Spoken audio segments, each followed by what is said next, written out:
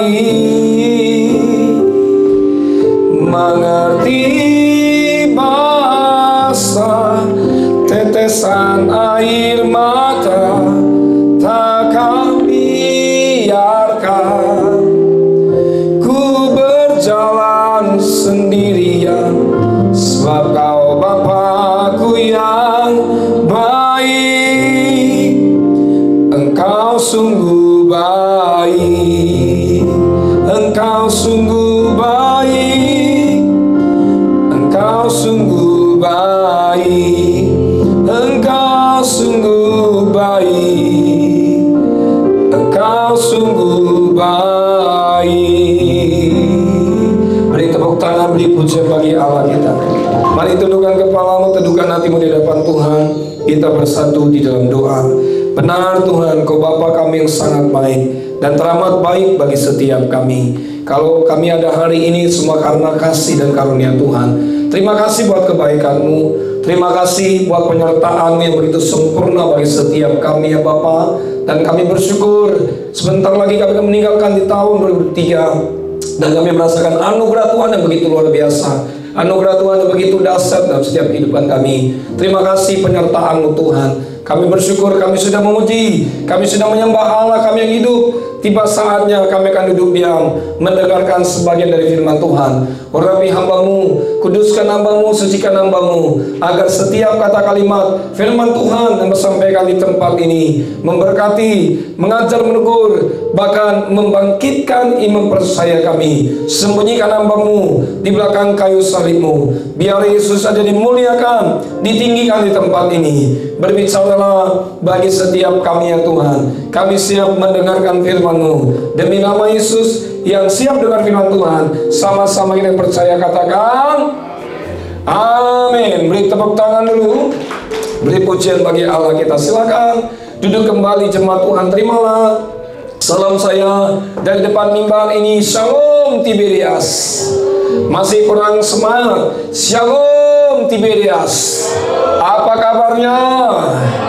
Banyak berkat, banyak mujizat, banyak kuasa, banyak kepeng.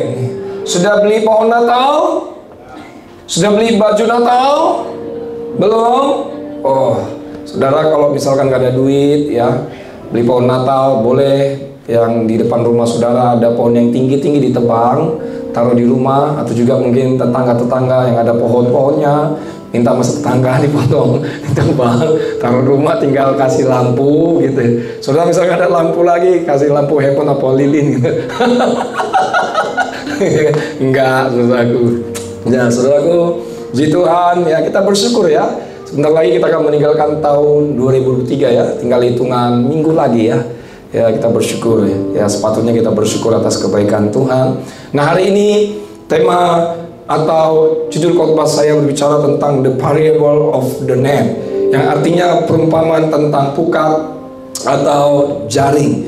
Nah, ini lanjutan khotbah kita beberapa minggu yang lalu.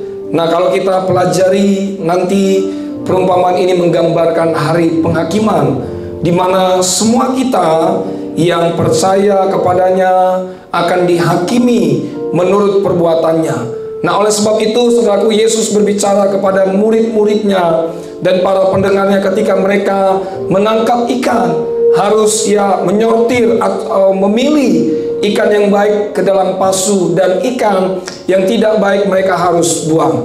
Nah, terambil dalam Injil Matius pasal 13 ayat 47 sampai dengan ayat ke-52. Injil Matius pasal 13 ayat 47 sampai dengan ayat yang ke-52.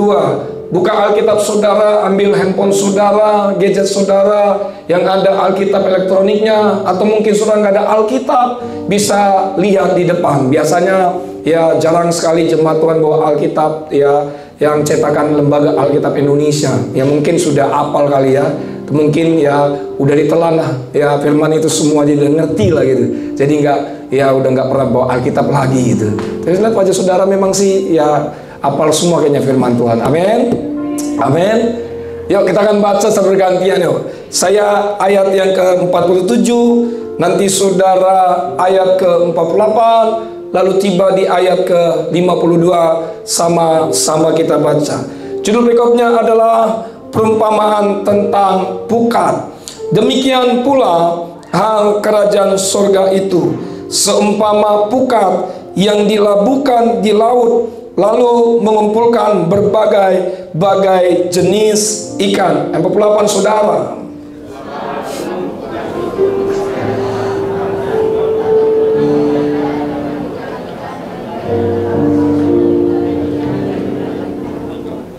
Demikianlah juga pada akhir zaman, malaikat-malaikat akan datang memisahkan orang yang jahat dari orang benar, saudara.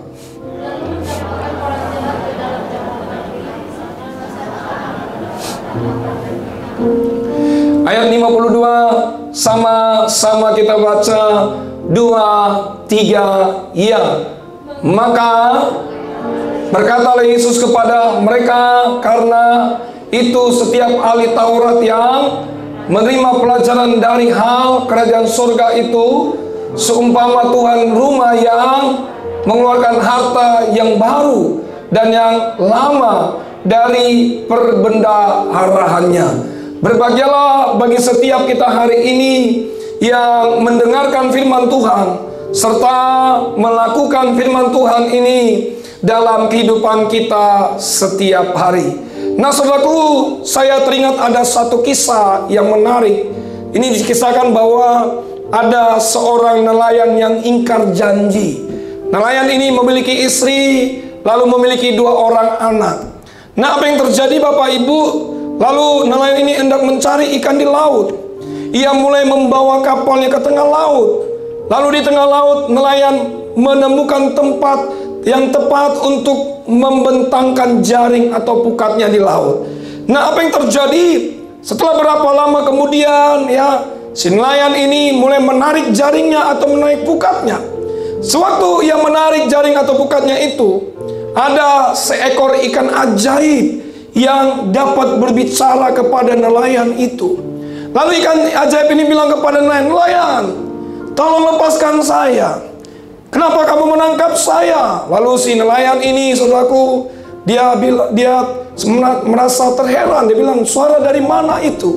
Dan pada akhirnya nelayan itu ya menemukan bahwa ada seekor ikan ajaib. Nah, saudaraku, seekor ikan ajaib ini bilang begini, "Tolong lepaskan saya. Saya akan memberikan apapun yang kau kehendaki hari ini." Lalu nelayan itu bilang kepada seekor ikan ajaib ini, dia bilang begini, "Saya ingin menjadi orang kaya. Rumah saya harus bagus dan memiliki harta yang berlimpah." Lalu apa yang terjadi? Si ikan ajaib ini memenuhi persyaratan ya si nelayan ini. Nah, saudaraku, sebelum si nelayan ini pergi meninggalkan ikan ini, si ikan ini bilang kepada sang nelayan ini, dia bilang, "Nelayan, ingat, kalau engkau sudah jadi orang kaya, memiliki harta yang banyak, jangan berbicara kepada siapapun kecuali kepada istrimu." Lalu kemudian si nelayan ini sepakat kepada ikan ini, "Oke, saya akan berjanji tidak akan memberitahukan kepada semua orang kecuali kepada istri saya." Nah, kemudian Bapak Ibu, si nelayan ini pulang ke rumahnya. Lalu beberapa meter kemudian, gak jauh dari sekitar rumahnya, dia mulai lihat bahwa rumahnya begitu megah sekali. Lalu kemudian begitu indah sekali.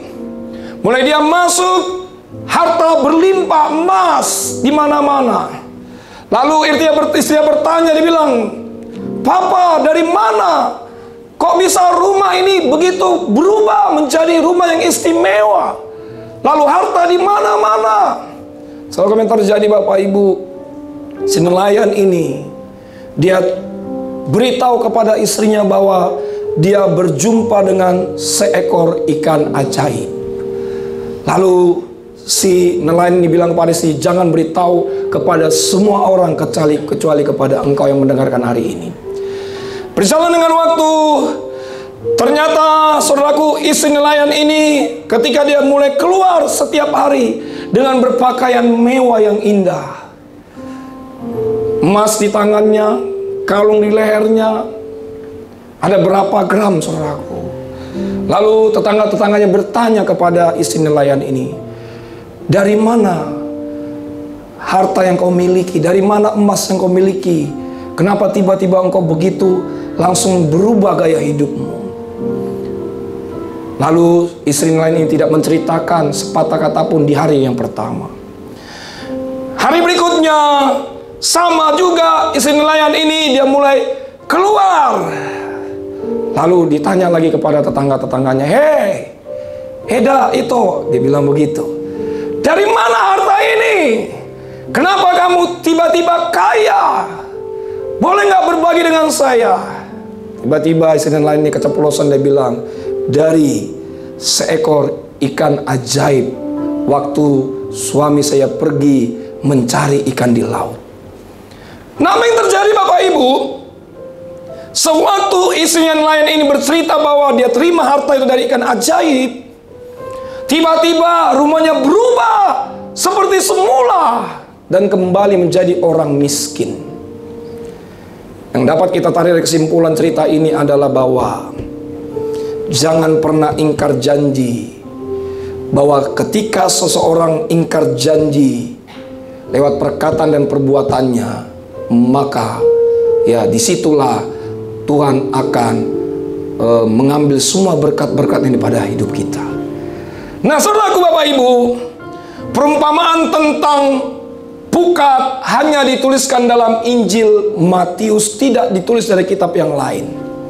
Perumpamaan tentang pukat mirip dengan perumpamaan tentang lalang di antara gandum, tetapi dengan penekanan yang berbeda-beda. Nah, yang menjadi pertanyaan kita hari ini adalah, apa itu pukat? Saya pelajari Alkitab saya. Kata pukat dalam bahasa Yunani dikatakan sagene.